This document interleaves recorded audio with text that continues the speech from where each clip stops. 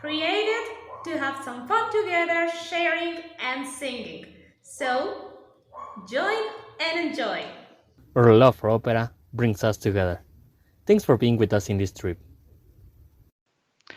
Guess what, everybody? Here comes the Queen of the Night.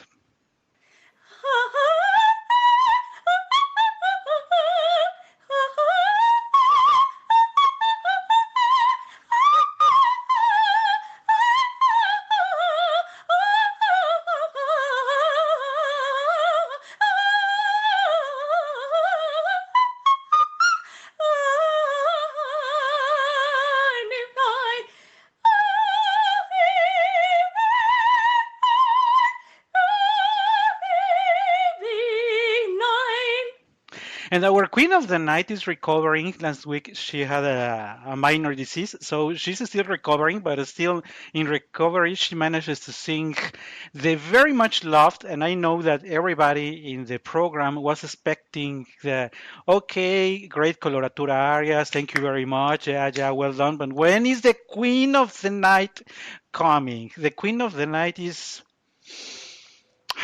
I'm sure that is one of the top three coloratura roles preferred by singers and by the public, maybe the first. I'm not sure if Olympia would be the first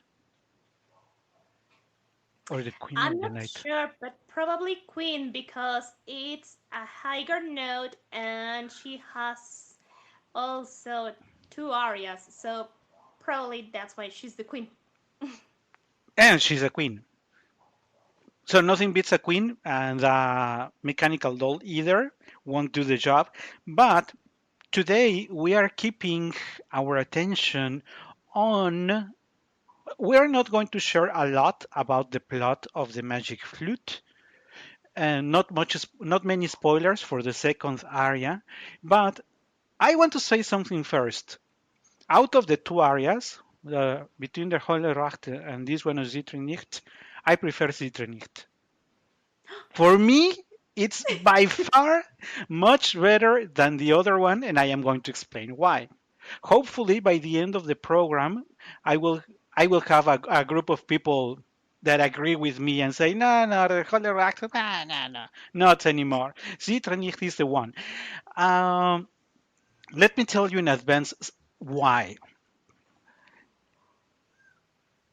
This first area requires not only a singer with the pyrotechnics, but requires an interpreter.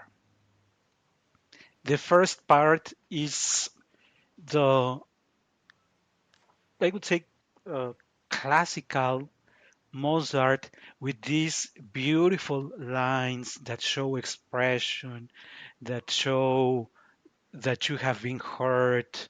I mean, in the first part, as we are going to see, there are many emotions, or at least she says so. The Queen of the Night is even showing herself vulnerable.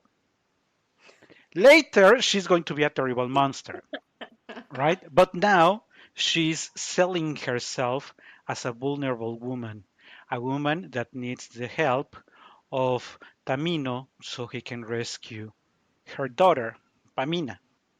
So, what better way to convince this guy than telling her, "Oh, you, my dear son, you are going to help me rescue my dearest daughter because there she was taken from me, and I tried, and I couldn't rescue her. But you are going to change that situation." I am exaggerating and making it funny, but let me tell you that the first time that I saw the Zauberflöte, because there is always a first time that you watch an opera. So the first time I saw the Magic Flute, I think it was at the Conservatorio. One of the professors was singing the Queen of the Night, and I ignored everything about the Magic Flute. I really she sold me the idea that she was suffering. When she finished and when she was happy that you are going to help me, I was happy with the Queen of the Night because I said, this guy is going to the whole opera is going to be around the hero is going to save the girl.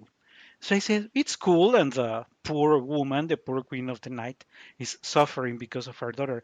I really bought it, but I really bought it because uh, that time the queen of the night was an excellent interpreter.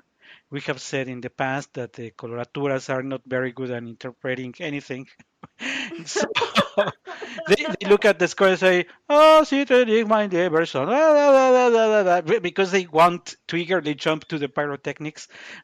And it is important because unless the Queen of the Night manages to convey that message of vulnerability, emotion, of course, we now know that she's cheating Tamino. We know now. But assuming that nobody knows, you are selling how much you are suffering, and you are going to be on her side.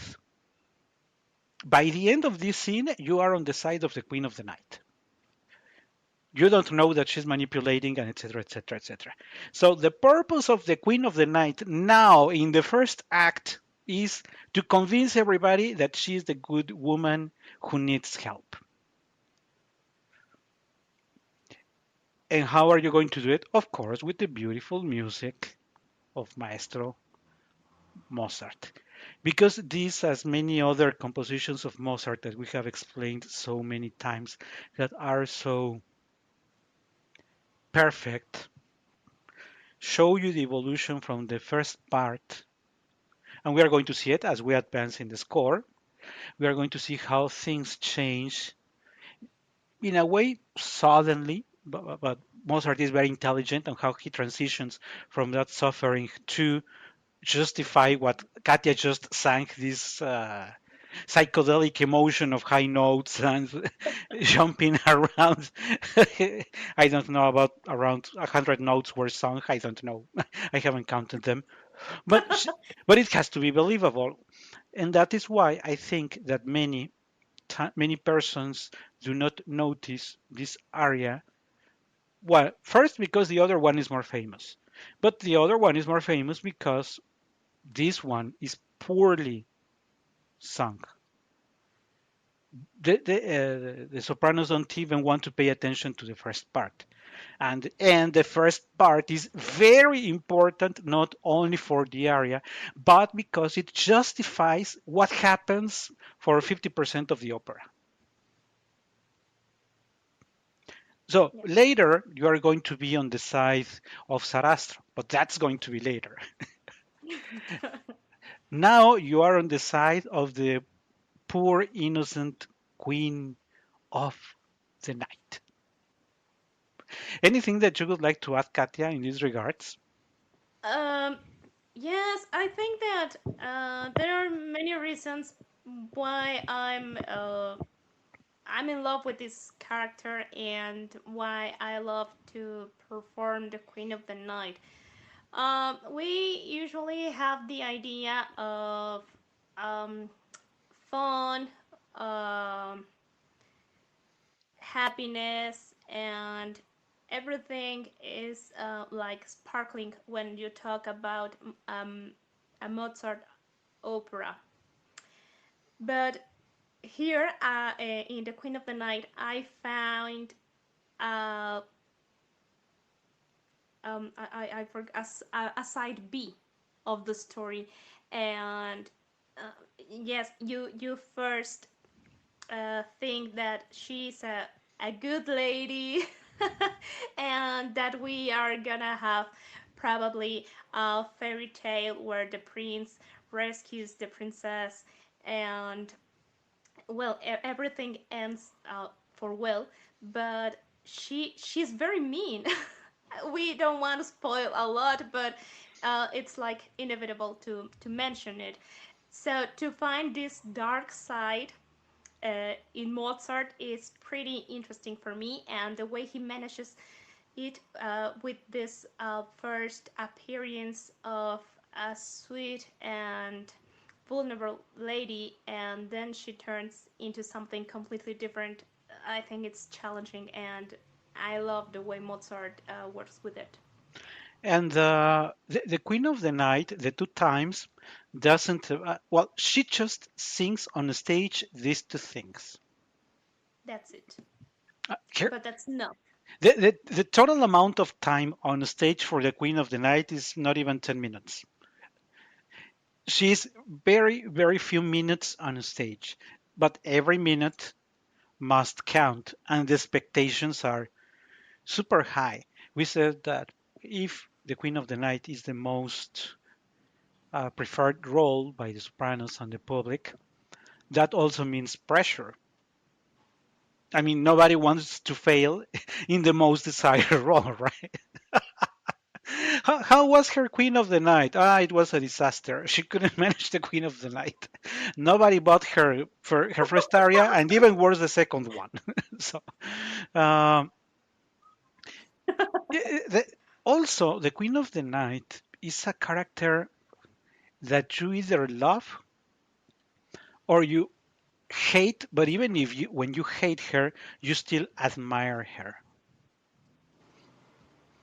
It's like almost, if you allow me the comparison, it's like in the first act of Turandot when nobody sees Turandot, but even not being on the stage, Turandot is always present.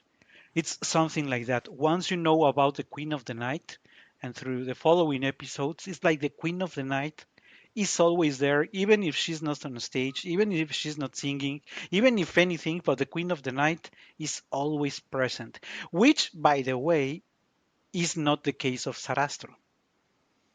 Sarastro does not have that impressive presence. He's not that shocking character in the opera. He's like, yeah, I'm the good guy, everything flows, and we have to be good and everything. But nobody is really, as I just mentioned, you know that the Queen of the Night is there.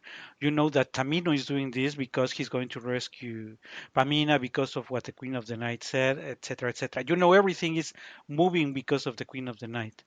But until Sarastro steps in, nobody knows about Sarastro. Once he is out of the stage, nobody cares.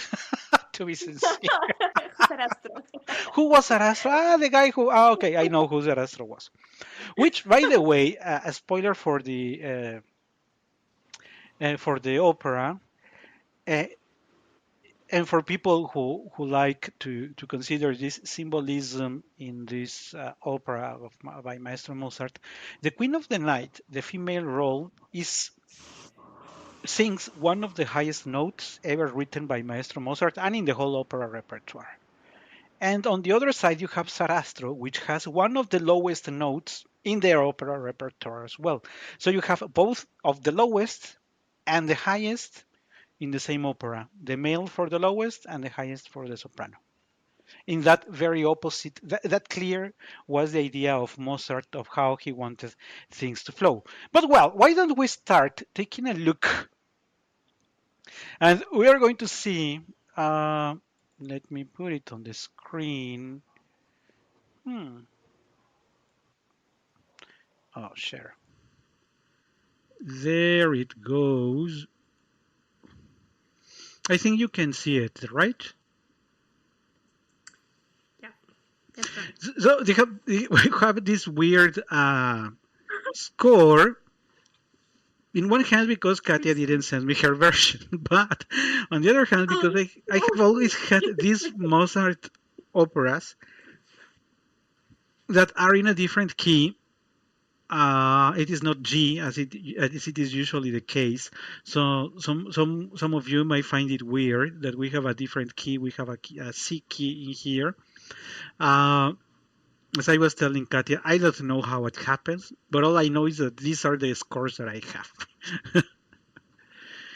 And since I am not the Queen of the Night on stage, of course, I don't need to worry about the score on the G key. So. Um, the first part, as I was sharing, we are about to ask Katia. This first part where she says, "Oh, my dear son, you the one who is going to help me." It's in a mood charged of controlled emotion. This is not Butterfly. This is not a super drama. This is not a Verdian drama. This is Maestro Mozart showing the emotions of the Queen of the Night. And as it is always the case with Maestro Mozart, it is a delicate, elegant, nice way of writing. So my first question, Katia, would be, provided that we have talked about the two emotions or the two styles that the Queen of the Night is going to sing here, how do you prepare yourself, or how do you suggest other singers to prepare so that they don't rush into the pyrotechnics without paying attention to the first part? Because when you are, of course, for an outsider, it is easy because you say, well, you sing emotionally the first part, pyrotechnics the second. What is the problem? It's easy. It's easy. But since you are in the character, as I was saying, if you're not believable in convincing in your emotions, nobody is going to believe the Queen of the Night. And if you don't believe the Queen of the Night, then there is no magic flute. What are your thoughts on this? Well, even if we check the score, not mentioned the first part as recitativo, and definitely it's not. But I think that we can mentalize like a recitativo, because you are introducing yourself and you have to sell the idea that you are needing that help. So you can't give everything vocally at this point. Oh, Zittre, Nicht, my lieber Sohn. Almost spoken. That's my suggest. Because yes, we can see the entire score as a crescendo, not just in the idea of volume that we have not marked here, but emotionally, and also the speed of the notes increases progressively. So I think the idea is there if you are able to read among lines. Yeah, I think you mentioned something very important. You have to prepare and to conceive, because yes, Maestro Mozart actually doesn't give you a hint that, hey, prepare, we are moving faster. He's expecting the singer to be able to read and to feel how things are evolving. Because the first nine phrases of the O Zittre, Nicht, mein lieber Sohn, it's like authoritative, but also sort of generous. Not sure how to describe it, because she's approaching to this guy, telling him, and you are. We know he's not her son. Still calls her son, because we know that she wants something from him, right? But she's still that authority that has a place in her heart to address the words for him. Because the rest know that she's the Queen of the Night, one must be cautious, and that the Queen of the Night would not waste her time with any miserable mortal. So that she's approaching Tamino to address these words, it's already important. And that's my that's one of the things that I always ask myself when I am reading a score and it says, you go for this expression, it has grandioso. And you say, okay, so how do I sound grandioso? Yeah, right. Okay, thank you very much for the guidance. So this following series is grandioso, good. Because grandioso may mean different things for many people. And you have That's to. right. But going back to that one, even if the Queen of the Night is addressing to this mere mortal that is Tamino, she's still an authority. It's not a peasant asking you borrow me money. It's from my role of authority, I'm asking you, my son, to do this and this. It's more like an instruction. If you pay attention, it's more like you're going to do this and this and this because I am suffering, and you make sure that you do this and this and this. It is never a question. There is not a question mark anywhere because the Queen of the Night is authoritative. But Maestro Mozart is very subtle. It does not tell you anywhere. It does not have a note commanding Tamino, instructing Camino. It's never. But the singer needs to be very smart to know, I am instructing this poor little guy. I am manipulating him. He doesn't know, but I am being instructional. How the instructions happen? I am the authority, and you are at a lower level. And also, you can see in the way she speaks to him that she remains in the role of power. She's passing the instruction. She's being kind, she's being soft, she's giving reasons, but she's passing the instruction.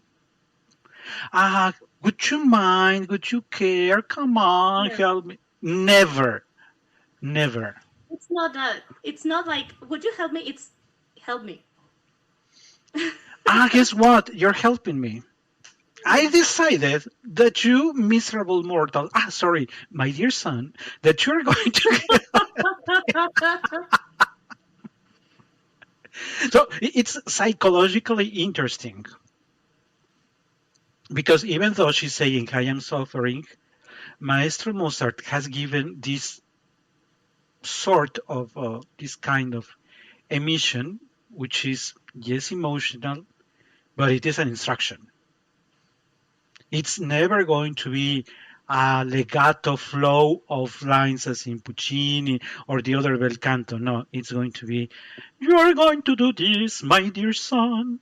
You are going to do this. Not a question, because I am suffering this and this and this. I think that No, no, no, go ahead, sorry.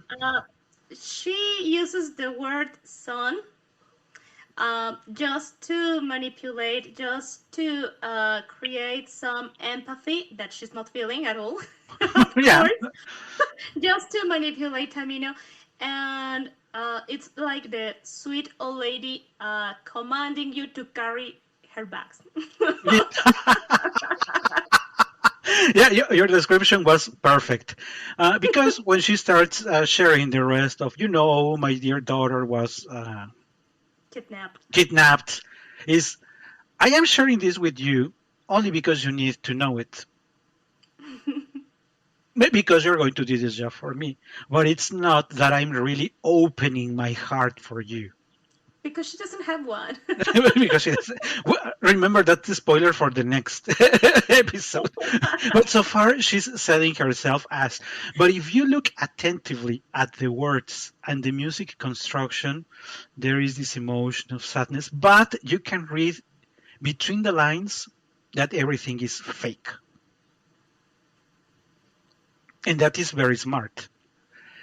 And that is why many sopranos get lost in the middle of how am I going. It's of course easier to just be authoritative, as in the Holle Rachte. It's because you start the Holle Rachte, and that's you go all that all the way till the end, right? But this you have to start softly. We just heard the pyrotechnics, but it's going to be a change in the not only in the tone, but in the key as well, and in the speed, and in many ways of doing things. But the Queen of the Night already has her plan. She's not improvising, so none of the words that she's saying, none is real and none is improvised. Everything's calculated. Everything is part of her plan, absolutely. We don't know it because we're suffering now with her.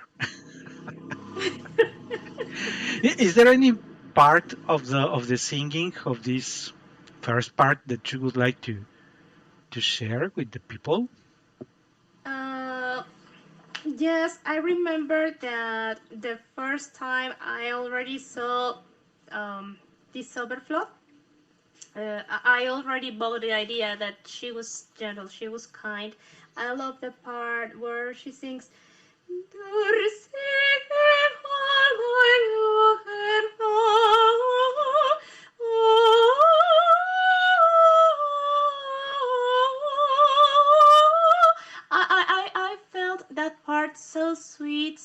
behind, and I was like, oh my god, per queen. I love this part. This the Queen of the Night manages two of the most interesting things that Maestro Mozart could compose. This capacity, this quality of Mozart of passing believable emotions in a simple way, because I want to insist it's not a super drama as in Puccini. Uh, it is, if you ask me, and I know many people again are going to hate me for what I am going to do, it doesn't sound mm, exaggerated, overdone as Lucia. Lucia, in a way, if you compare how Lucia, of course, they are different composers, different styles, I know, but referring just to the emotionality, there is a moment either in Edgardo or Lucia herself that you say, this is too much. Okay, oh, Bel alma inamorata. Yeah, I know. Yes, you don't need to repeat it 3 times. Bel alma inamorata. At some point for me, you say enough. But Maestro Mozart here dosed perfectly. He didn't say, I'm not going to take a 2 minutes recitativo and then a first part of the aria of 5 minutes and then a cabaletta with double repetition for other 3 minutes. And so the soprano has a 10 minutes extension scene. He comprised everything into barely 2 minutes and something, and it worked. He didn't waste Yeah. a single note. He didn't waste a single bar. It walks by itself. Yes. Well, in Spanish, we literally say, uh, "Esto camina." You feel how the music constantly moves, and there are not repetition. We could even say that there is a different motif uh, by phrase. It's not like a motif repetizing. It moves a lot, so it's not boring and it makes sense at the same time. And also, with the part that you just shared, also lets us listen. This is the only part, because remember, the Queen of the Night is not even 10 minutes in the complete area. Complete opera on the stage. She's barely has some barely minutes there, but we are able to listen to a tone of the voice that is closer to sweet and believable, as reminiscence of other Mozart's compositions. If you didn't know she's the worst woman ever, if you didn't know that, you would even believe she is really suffering. Yes, you think so. Right? Because you say, okay, this woman had her daughter. It was kidnapped, and he couldn't do anything to rescue her. Yeah, if you picture that in the mind of a woman, of course the woman is suffering. And you say, I need to help her. And that's how this first part uh, happens. And then we notice, because you may ask yourself, so how come that you come from this final phrase? And if you look at the score, that let me put on the screen again, because otherwise you won't be able to see it. And I think today I'm not able to point it on the screen as in other times. You have a very beautiful change here that now suddenly moves to something that says Allegro moderato. Yes. Things are changing, but are changing sort of. I'm not sure if say naturally. You say, I am suffering. Please, da da da da da da da. But with the change of orchestration comes hope. But you are going to, and there comes, and if this is a transition. You come from this emotional, manipulative part, beautiful writing of Maestro Mozart. This short transition just before the pyrotechnics that flows, that is exactly what puts together the two very different parts in the transition, you need to find the reason of why everything is changing. And that change is hope. Not everything is lost. There is an opportunity to rescue my daughter. You are that opportunity. If you see, this is like sort of the guy that you find on the street, the salesman that you find on the street, and that is convincing you that you think you look fat. Don't worry, use my clothes. You won't look fat. This hope that the situation is going to change is what happens now with the do. Because again, as it is the case in this particular opera, Mozart is very insists a lot of this. He writes to repeat words or complete phrases in groups of three. So look at how he repeats do 3 times again, and the final one has a longer duration than the other ones. To remark, it is not do. Exactly, like telling you for the third time, guy, because I'm telling you, remember that she's not asking. So I'm telling you, guy, that you are going to help me here. How do you suggest, Katia, that sopranos go for this change of mood? Because it is easy for me because I am not the queen of the night. But there are several queens of the night that may be listening to us, or people who love the queen of the night and that have never changed. That this emotion, transition, and later pyrotechnics is easy, but not easy. It is. I think that the queen of the night is intelligent enough to see that Tamino is swallowing it. So at this point, she doesn't have to pretend she's begging because she never did. She actually never did, yeah. Mm-hmm. She never did. So in this point, she is like painting a landscape where everything's gonna get well, and she tries to share this confidence to Tamino finally to set him to the rescue. So do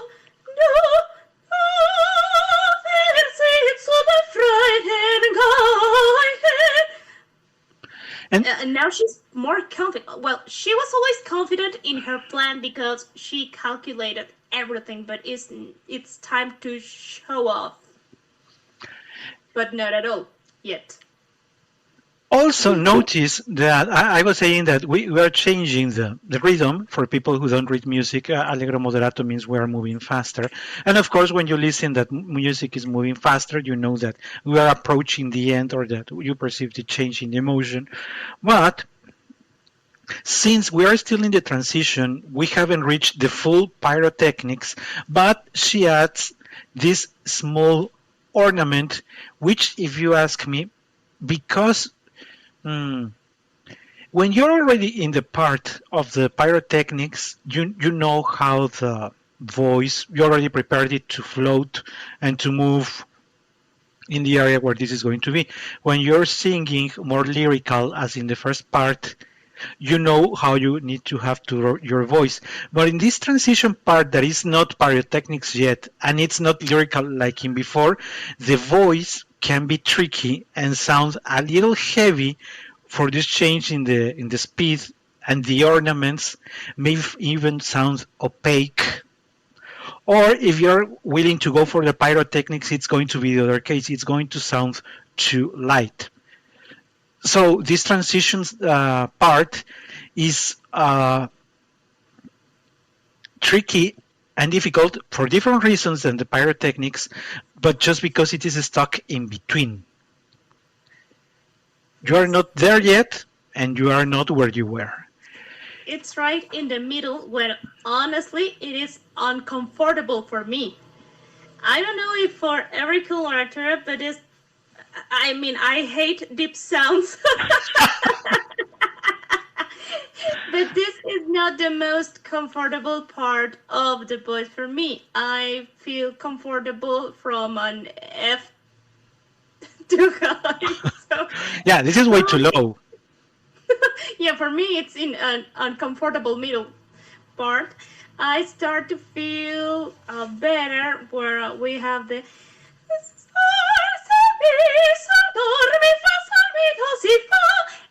Did you hear the change? There's the point where I start to bright. So the part before that, it's tricky. It's complicated. It is. It certainly is complicated because you still have to still sound authoritative, but we know that basically no soprano who can sing the Queen of the Night is going to have a robust deep sound. That is basically not possible. So if you think of the voice of Nathalie Dessay, there is no way Nathalie Dessay is going to sound like Dimitrova in here. It's not going to happen but Maestro Mozart say, I'm going to make the life of the queen a little difficult. She can manage the height. Let's give her a couple of notes in the low, see how she manages. But it's nice that it happened here because it's also like, like putting a brake in the car because you're about to speed up, but before you speed up, before you go for that is, by the way, a very beautiful line of singing. I was saying that you are still not in the super pyrotechnics, but Maestro Mozart is preparing you. He's going to start asking you to go from this note to higher note for a short amount of period. This again high note, this link to notes, and this is going to be like a game where he's bringing the soprano here, continues, and it's tiring, I think. Vocally speaking. No, actually, it feels like warming up. It's like when you start to bounce to jump high. That's the way I feel it. So I appreciate this part. Thanks God. It was a working exercise for the Queen of the Night. And I wanted to say that the importance or the difficulty in this part, and let me put it back on the screen. Remember that we're not in the full pyrotechnics yet. And even if we are not in the full pyrotechnics, you still have to play with some high notes and make parts like this one sound very nice. Where you have these notes short in duration and with the difference of a tone or a semitone, this demands, of course, that the soprano is in pitch. Because if the soprano is not in pitch, you are never going to notice what Maestro Mozart wanted to happen here. And we know that Katya is going to tell you that it is easy because all you have to do is exercise every day. Because that's the idea. Because if you're a singer, well, you're expected to be working on your voice frequently. Yeah, I think so. And as we're reaching the final part, I know that Katya is going to tell us again that it is super easy. I am leaving on the screen the part where the actual pyrotechnics start. There are challenges I think, everywhere. Again, remember that Katya is going to tell her that it is super easy. But I have seen bar by bar, and we have seen many sopranos fall miserably here. And also, if you ask me, this is the part that is more difficult than the second aria of the Queen of the Night, because the second aria of the Queen of the Night, next time when we hear it is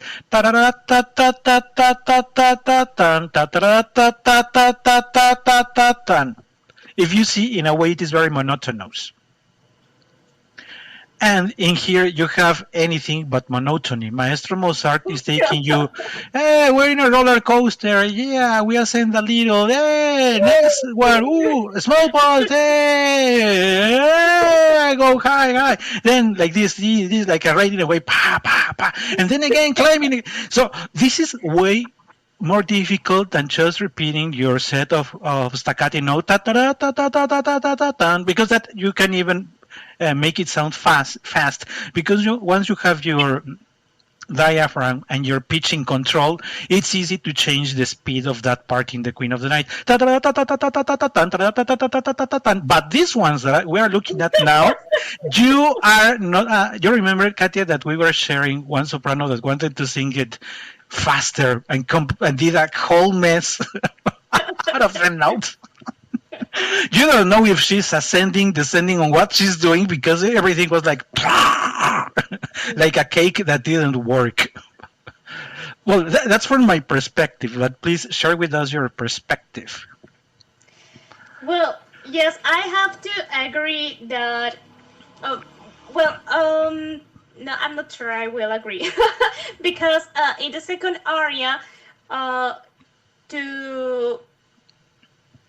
have the perfect pitch in the same note for different times, you are under the risk to do something like, and I have heard several versions where there are like 3 or 4 different Fs. Fs that sound like E sharp, like F flat. Many. What the hell was that? So it's complicated too. If you are not well trained and you don't practice it slow, yes, it's also difficult. But when there are so many notes per second and there are also by grade, yes, it's tricky and there is the risk of making this in Spanish, and in my class we say an embarradero, where you can't listen the difference between a note and another. And I think that's not the point of this part, because otherwise we could find here probably a white bar where Mozart says sing whatever you want and it's not. So the point of this is to study it very slow, note by note, and increase your speed progressively. That's the only way to survive a passage like this. And there are so many changes in this part by Maestro Mozart because it's not predictively ascending. You say, I have a gruppetti that it's ascending, a second gruppetti ascending just by a tone or a semitone, and a third one that is scaling. As I was telling you, it's like a roller coaster. And there are so many things happening that I really don't know how a soprano can actually memorize so many changes, because there are way too many changes, too many notes happening here for each bar. But also, you have to keep, in a way, the mood. Remember, that's how we started. You start, oh, my dear son, I'm suffering, you're going to help me. Comes hope, but you are going to help me. And now that she explodes with ornaments, because at the end, no matter if, I don't think the last syllable was done. The last, he's just going to say, oh, my dear son, we fought of the wind. But nobody really cares about the final phrase, except for me, that I do. But also I wanted to say that besides being more difficult than the other aria, because of so many changes, so many notes, that you need to have a perfect pitch, you need to have a perfect management of your breath, because if you run out of breath in the middle of a gruppetti, it's a disaster. It's not going. Even yourself and the orchestra or the pianist is going to get lost, because these are the sort of things that everybody needs to be very precise. Yes, the pianist or Yes. the orchestra is going to be listening to you, but you know how you have to advance every bar. Pa, pa, pa, pa. If you take less time, fall because of of lack of breath or anything, it's going to be very difficult for the both parties to fall in time again. Yes, and the speed of the notes will not allow you to catch again where did you left the phrase. No, there's no way. That will be a disaster. Maestro says, you're going to God sing help it. you. You're going to sing it perfectly because there is no other way to sing this Queens of the Night aria. Everything That's if you mess up with the pitch, disaster. You mess up with the air, disaster. You mess up with emotion, disaster. Because I also wanted to mention that people are very impressed by the Queen of the Night because of what we mentioned. It's one of the highest notes ever written for the soprano voice of this famous F6 sharp. But this one is also very, very high. It may not have that sharp, but still is in the stratosphere area of the voices, unreachable for maybe 90% of the sopranos. it only has one F, but what is previous of that F, it's a torture if you are not well trained, if you are not doing this wisely. It comes after all the ornaments and it's sort of the resolution. And that's a resolution. I also wanted to say that also Maestro Mozart, remember that again, we're coming from this calm, lyrical part, then things start starting up, do. And now with the final ornaments, from my perspective, Maestro Mozart is telling us that these ornaments are showing the true nature of the Queen of the Night. She's so happy for what she's going to achieve that she's Ha ha ha ha ha! yeah, it's Like sort of this. because these ornaments I have thought it many times in a way are a sort of laughing. He's ha ha ha ha ha. It's like somebody laughing ha ha ha. Yeah. She's laughing that hey, I'm going to do it by means of you miserable guy. And you think, oh, she's super happy. No, she's showing everybody the true evil that she is, masked by the emotion of, I am happy to have my daughter back. But if you look at how hysterical these notes sound, the sound of and the height of these notes is hysterical. It's not happiness. It's not, Juliet in Je veux vivre. It is this sort of cynical laughter. It's not like mess sounding like a little bell. No, it's the Queen She's of the Night. going crazy. Yeah, it's like opening the door to how mad she is. Yes. But again, Maestro Mozart does it in an extraordinary way. The way this aria nails these three parts is what makes me, again, insist, believe that this is by far a much better composition than the later Holleract. This one is perfect In in the every second sense. area, she is cynical. She's herself, but here is trying to mask her real face. But at the end, where we have these large notes,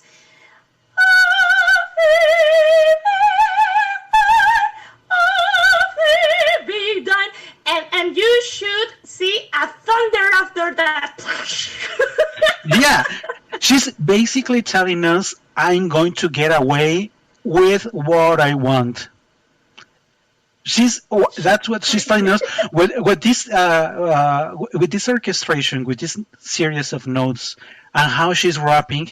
Because notice, you're coming from and all these dozens of ornaments and the super high note, the F, and then she's called ta ta ta ta. She's taking her time to enjoy her revenge. And that, my friends, is pure evil. Yes, she's great. going back to, now that I have painted myself as good, now that I have told you, oh, I am happy, and that I unmasked myself as this hysterical evil woman, I'm going to have my revenge. And she takes the time, and that's what Maestro Mozart does. Dun, dun, dun, dun, takes her time and leaves. Ha ha ha. Yes. Sort of ha ha ha. Yeah, that sort. That's, if that is not perfection, I don't know what else could it be. Nothing is.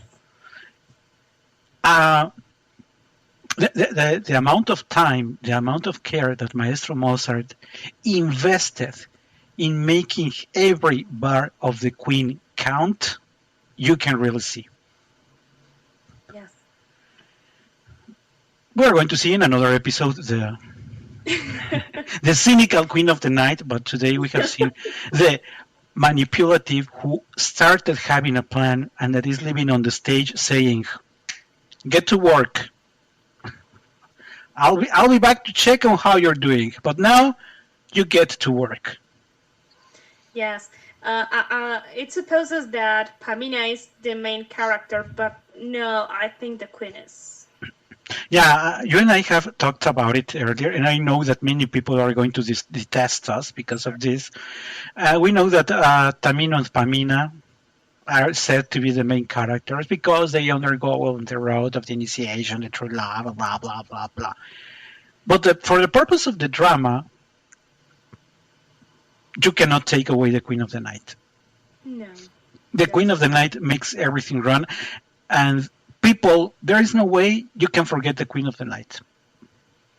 I was saying, Sarastro, you may say, yeah, that was the guy that made me sleep for 5 minutes. Yeah, that was Sarastro.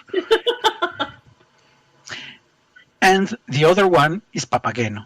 Papageno and the Queen of the Night are the superstars of the opera. Because, and I was saying that people are going to hate us for this, Tamino is, if you ask me, I have already recorded the episode for the following season. It was the second aria from Papageno, and I was saying, if you gave me the opportunity to choose between singing Tamino or Papageno, of course I would go for Papageno. Papageno is one of the most adorable roles ever written as well. Yes. There is no way you cannot love Papageno.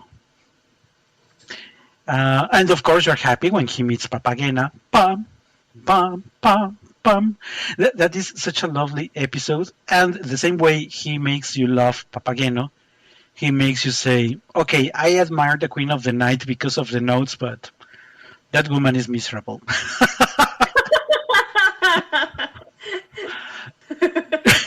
Yeah. Any final words, Katia, that you would like to share with the audience?